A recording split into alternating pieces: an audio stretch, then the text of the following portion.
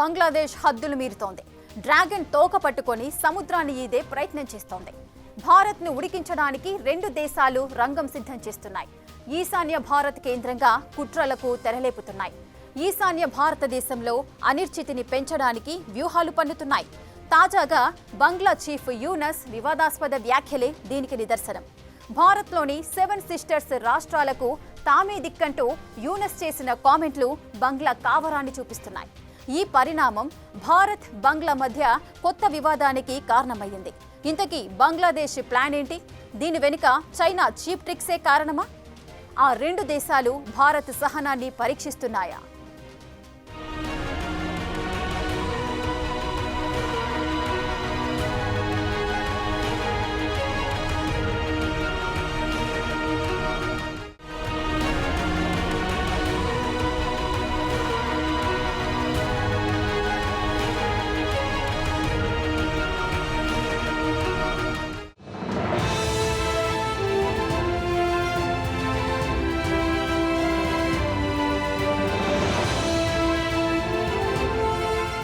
భారత్ బంగ్లాదేశ్ల మధ్య పరిస్థితులు దాటిపోతున్నట్లే కనిపిస్తున్నాయి. బంగ్లాదేశ్ నిజ స్వరూపం ఇప్పుడిప్పుడే బయటపడుతోంది. బంగ్లాదేశ్లో యూనస్ మధ్యంతర ప్రభుత్వం భారత్ను రెచ్చగొట్టే చర్యలను నానాటికి పెంచుతోంది. నోబెల్ శాంతి బహుమతి పొందిన మహమ్మద్ యూనస్ నోటికొచ్చినట్లు మాట్లాడుతున్నారు. భారత సహనాన్ని పరీక్షించే విధంగా వ్యాఖ్యలు చేస్తున్నారు. యూనస్ చేతికి అధికార పగ్గాలు వచ్చిన తర్వాత ఉగ్రవాదుల్ని పెంచి పోషించే పాకిస్తాన్కు బంగ్లాదేశ్ మరింత దగ్గరవడమే కాకుండా భారత్పై కుట్రలు పన్నే చైనాతో చేతులు కలిపాయి. ఇప్పుడు చైనా బంగ్లాదేశ్లు కలిసి భారత్లు అనిశ్చితిని పెంచే ప్రయత్నాలు చేస్తున్నాయి. తాజాగా బంగ్లా చీఫ్ మహమ్మద్ యూనస్ వ్యాఖ్యలే దీనికి నిదర్శనం. ప్రస్తుతం యూనస్ 4 రోజుల పర్యటన నిమిత్తం చైనాకు వెళ్లారు. ప్రపంచంలోని రెండో అతిపెద్ద ఆర్థిక వ్యవస్థ అయిన చైనా తన చేతిని బంగ్లాదేశ్ వరకు విస్తరించాలని కోరారు. అంతవరకు బాగానే ఉంది. కానీ ఆ రెండు దేశాల మధ్య బంధాన్ని బలోపేతం చేసుకోవడం మానేసి భారత్పై పెత్తనం చెలాయించే వ్యాఖ్యలు చేశారు యూనస్. అదే ఇప్పుడు భారత్ బంగ్లా మధ్య కొత్త వివాదాన్ని రేపింది.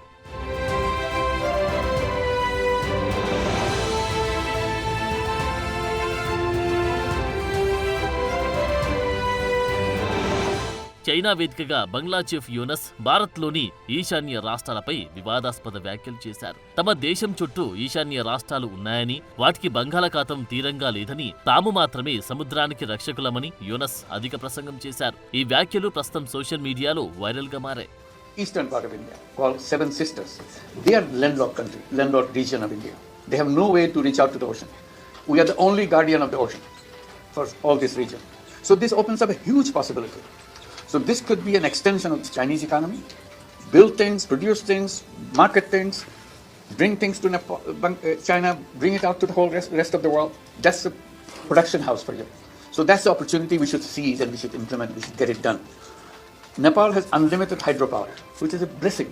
Bhutan has unlimited hydropower. That's a blessing. We can bring it to our purpose, to our setting up our factories and so on. And from Bangladesh, you can go anywhere you want because the ocean is in our backyard. So this is the opportunity that we want to take. And not necessarily it will be something you produce and sell it to the world. You can produce in Bangladesh, sell it to China too. Because it's a market which is easier, cheaper to produce it in Bangladesh, or it's easier, cheaper to produce it in China. That will be the question you'll be raising yourself. Any kind of business is okay. It could be highly technology-oriented business. It could be relocation of an entire factory. That's also, it could be assembly line businesses, whatever. So this is a challenge we can take together to make it happen. That's the story that we want to discuss with you, how to make it happen, what are the impediments on the way, what needs to be done to clear up the path so that we can work together. విన్నారుగా, భారత్లో 7 sisters గా పిలిచి 7 ఈశాన్య రాష్ట్రాలకు సముద్ర మార్గం లేదని, సముద్ర తీరమున్న బంగ్లాదేశ్ ఒక రకంగా ఈ 7 రాష్ట్రాలకు సాగర సంరక్షకుడిగా ఉందని యూనస్ వ్యాఖ్యానించారు. ఈ రాష్ట్రాలు బంగ్లాదేశ్తో భూపరివేష్టితమై ఉన్నాయి. కాగా ఈ ప్రాంతానికి సముద్ర మార్గం లేకపోవడం చైనాకు ఒక సువర్ణ అవకాశంగా అభివర్ణిస్తూ ఈ ప్రాంతం ఆధారంగా చైనా తన ఆర్థిక బలాన్ని పెంచుకోవచ్చని అన్నారు. బంగ్లాదేశ్లో వ్యాపారాన్ని విస్తరించి ఇక్కడ ఉత్పత్తులు తయారు చేసి ఈశాన్యంలో మార్కెటింగ్ చేసుకోవచ్చంటూ అసంబద్ధ సలహా ఇచ్చారు.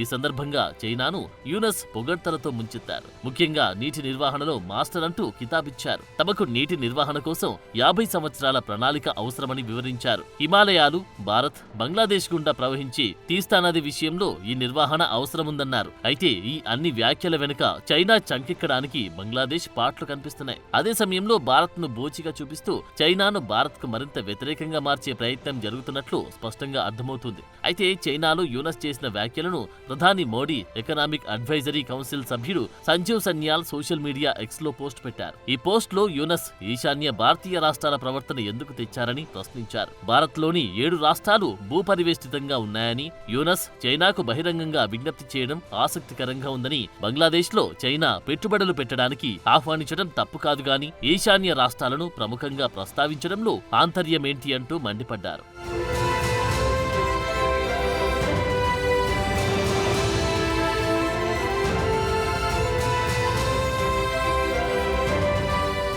ఇక యూనస్ వ్యాఖ్యలపై ఈశాన్య రాష్ట్రాల ముఖ్యమంత్రులు కూడా మండిపడ్డారు. దేశవ్యాప్తంగా వివిధ రాజకీయ పార్టీలు తీవ్ర అభ్యంతరాన్ని వ్యక్తం చేస్తున్నాయి. అస్సాం ముఖ్యమంత్రి హిమంత బిశ్వశర్మ యూనస్ చేసిన వ్యాఖ్యలపై అభ్యంతరం వ్యక్తం చేశారు. తాత్కాలిక ప్రభుత్వ చీఫ్ యూనస్ ఈశాన్య భారత్లోని 7 రాష్ట్రాలను భూ పరివేష్టిత రాష్ట్రాలుగా పేర్కొనడం, బంగ్లాదేశ్ ను బంగాళాఖాతానికి సంరక్షకుడిగా వ్యాఖ్యానించడం ఖండించదగినది అని ఎక్స్ వేదికగా స్పందించారు. యూనస్ చేసిన ఇటువంటి రెచ్చగొట్టే ప్రకటనలు అంత తేలికగా తీసుకోకూడదని, ఇవి లోతైన వ్యూహాత్మక పరిశీలనలు, దీర్ఘకాలిక ఎజెండాలను ప్రతిబింబిస్తాయి అని అన్నారు. అయితే త్రిపురకు చెందిన స్థానిక పార్టీ తిప్రామోతా చీఫ్ ప్రద్యోత్ దేబర్మా మాణిక్య మరింత ఘాటుగా స్పందించారు. 1947 బంగ్లాదేశ్లోని చిట్టగాంగ్ నౌకాశ్రయం భారత్ చేతికి వచ్చినా వదిలేసుకోవడం అప్పట్లో భారత్ చేసిన తప్పు అని పేర్కొన్నారు. ఇక అస్సాం జాతీయ పరిషత్ అధ్యక్షుడు జొరహాట్ ఎంపీ లురిన్ జయోతి గొగోయ్ స్పందిస్తూ ఏ దేశ విమోచన కోసం భారత్ పోరాడిందో ఇప్పుడు అదే దేశం శత్రుదేశంతో చేతులు కలపడం దారుణమన్నారు. భారత విదేశాంగ విధానం ఈ స్థాయికి దిగజారడం శోచనీయమని వ్యాఖ్యానించారు.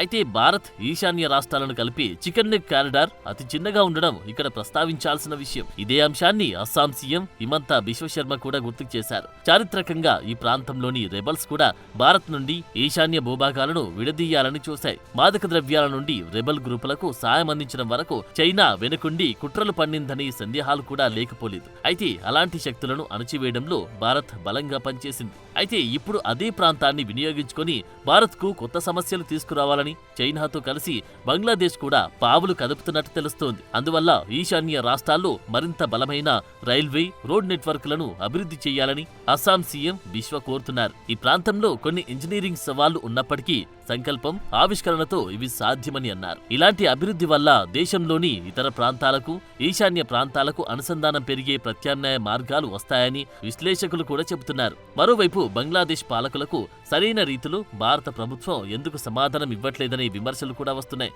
ఈ విషయంలో మోడీ సర్కార్ చేస్తున్న జాప్యాన్ని కూడా చాలా మంది తప్పుపడుతున్నారు.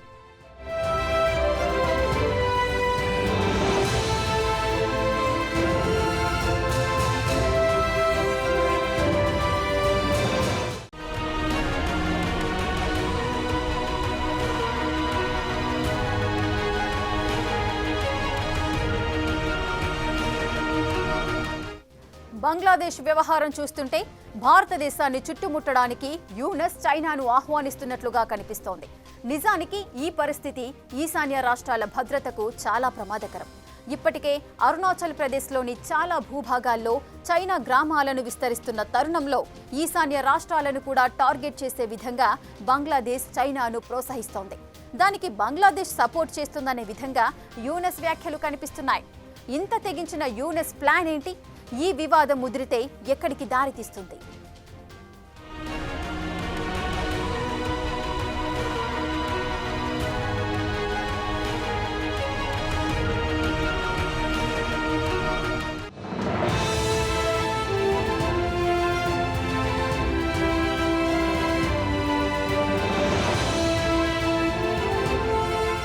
భారతదేశ ఈశాన్య రాష్ట్రాల్లో చైనా తన ప్రభావాన్ని విస్తరించాలని బంగ్లాదేశ్ ఆహ్వానించడం 3 దేశాల భౌగోళిక రాజకీయాల్లో ఉద్రిక్తతలు పెంచి ప్రయత్నంగానే చూడాల్సి ఉంది. నిజానికి ఈ వ్యాఖ్యలు మూడు దేశాల మధ్య పొత్తులను ఊహించని రీతిలో మారుస్తాయి అనడంలో సందేహం కూడా లేదు. ఇవి అన్ని రకాలుగా ముప్పును పెంచేవి కావడం ఇందులో ఉన్న తీవ్రతను తెలియజేస్తోంది.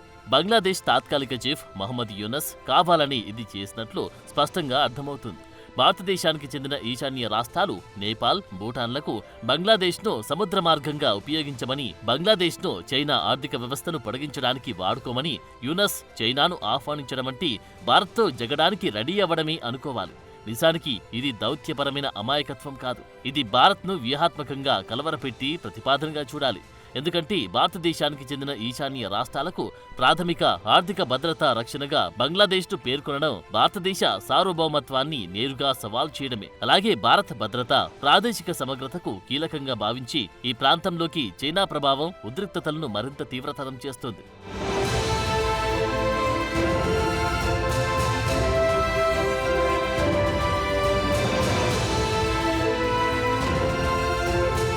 ఇక్కడ మొహమ్మద్ యూనస్ భౌగోళిక పరిస్థితులను ఆయుధంగా ఉపయోగించుకున్నారు. మేమే సంరక్షకులం అనే పదం నియంత్రణ, షరతులతో కూడిన యాక్సెస్తో పాటు బంగ్లాదేశ్ పరపతిని కూడా సూచిస్తుంది. ఒకప్పుడు బంగాళాఖాతంలో భారత్కు వ్యూహాత్మక జూనియర్ భాగస్వామిగా బంగ్లాదేశ్ ఉండేది. అయితే ఇప్పుడు భారత్ ప్రధాన భూభాగానికి, భారత్ తూర్పు సరిహద్దుకు మధ్య ద్వార పాలకుడిగా బంగ్లాదేశ్ తనను తాను నిలబెట్టుకోవాలని చూస్తుంది.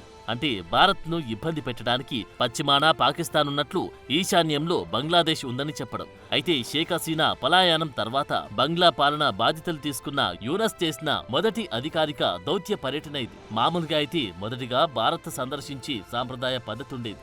కానీ దీనికి బదులుగా యూనస్ చైనా వెళ్లడం ఒక వ్యూహంగానే భావించాలి. బంగ్లాదేశ్లో మైనార్టీలపై దాడుల గురించి భారత్లో ఆందోళనలు, మాజీ ప్రధానమంత్రి హసీనాకు ఆశ్రయం కల్పించాలని భారత్ తీసుకున్న నిర్ణయం తర్వాత దెబ్బతిన్న సంబంధాల మధ్యలో ఈ దౌత్యపరమైన కీలక నిర్ణయం తీసుకున్నట్టు తెలుస్తోంది. అయితే ఇది తీవ్రమైన వివాదాన్ని కూడా తీసుకొచ్చింది.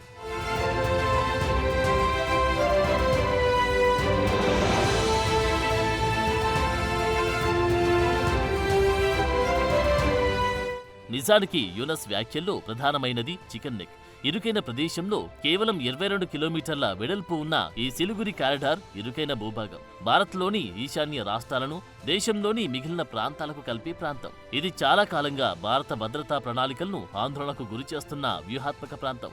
ఈ ప్రాంతంలో విదేశీ ప్రభావం, ముఖ్యంగా చైనా ప్రభావం ఉందనే సూచన న్యూఢిల్లీలో తక్షణ భద్రతా సమస్యలకు కారణమవుతుంది. చైనా ఇప్పటికే అరుణాచల్ ప్రదేశ్లోని కొన్ని ప్రాంతాలను దక్షిణ టిబెట్ గా పేర్కొంది. అలాగే సరిహద్దు వెంట మౌలిక సదుపాయాలు కూడా నిర్మిస్తోంది. ఈ నేపథ్యంలో బంగ్లాదేశ్ ద్వారా ఈ సున్నితమైన ప్రాంతంలోకి చైనా ఎంట్రీ వ్యూహాత్మక భయాల మధ్య భారతీయ ఆందోళనకు కారణమవుతుంది.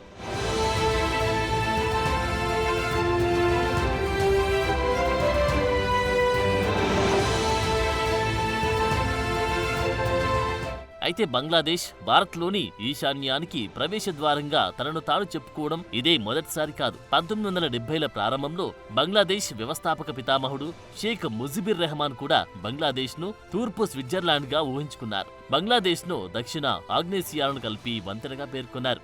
ఇది భారతదేశంలోని ఈశాన్య రాష్ట్రాలకు ఆర్థిక ఎంట్రీని సులభతరం చేస్తుందని అన్నారు. అయితే ముజిబ్ ఉద్దేశం ప్రాంతీయ ఏకీకరణ, ఆధిపత్యం కాకపోయినప్పటికీ బంగ్లాదేశ్ భౌగోళిక ప్రాంతం వ్యూహాత్మక ప్రాముఖ్యత గలదని చెప్పిన తర్వాత యూనస్ లాంటి వాళ్ళు ఇలా మాట్లాడడానికి కారణమైంది. 1980లలో భారత్లోని అస్సాంలో అక్రమ వలసలపై తీవ్ర అశాంతి చెలరేగింది. ఈ సమయంలో గ్రేటర్ బంగ్లాదేశ్ సిద్ధాంతం ఆందోళనకు కారణమైంది. బంగ్లాదేశ్ అధికారికంగా అలాంటి అభిప్రాయాలు తిరస్కరించినప్పటికీ భారత్లో భయం మాత్రం అలాగే ఉంది. ఇది వలస వ్యతిరేక అస్సాం ఉద్యమానికి ఆజ్యం పోసింది. ఈ అనుమానం ఇప్పుడు యూనస్ వ్యాఖ్యలతో మరింత ఎక్కువైంది.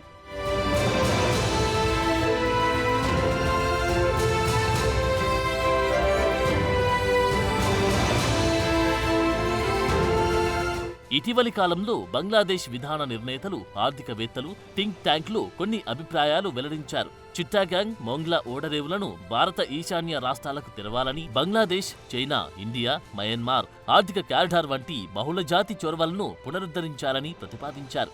అలాగే తరచుగా ఈశాన్య ప్రాంతాన్ని బంగ్లాదేశ్ చర్చలో సహజ అంతర్భాగమని పిలవడం మొదలుపెట్టారు.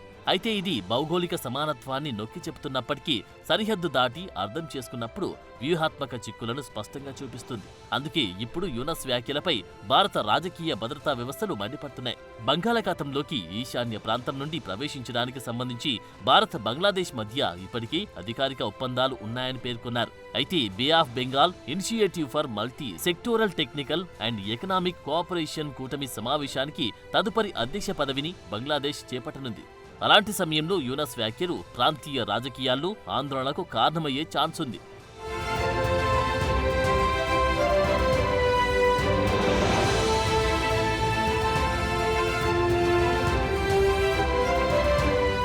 భారతదేశానికి ఈ పరిణామం సంక్లిష్టమైన దౌత్య సవాలుగా మారింది. థాయిలాండ్లో జరగనున్న బిమ్స్టెక్ శిఖరాగ్ర సమావేశంలో యూనస్ ప్రధాని మోడీతో సమావేశం కోసం అభ్యర్థించినప్పుడు ఈ సమావేశం జరుగుతుందో లేదో భారత్ ఇంకా ధృవీకరించలేదు.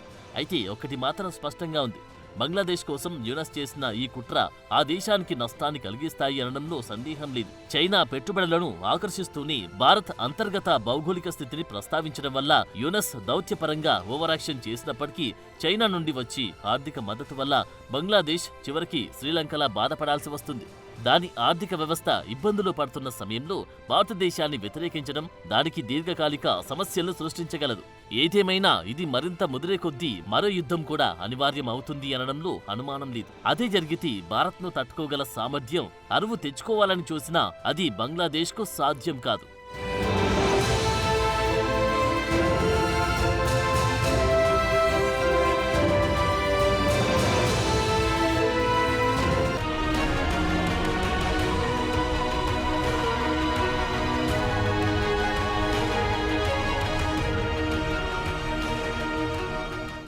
యూనస్ చేసిన ఒక్క ప్రకటన దక్షిణాసియా భౌగోళిక రాజకీయాలలో మార్పులకు అద్దం పడుతోంది.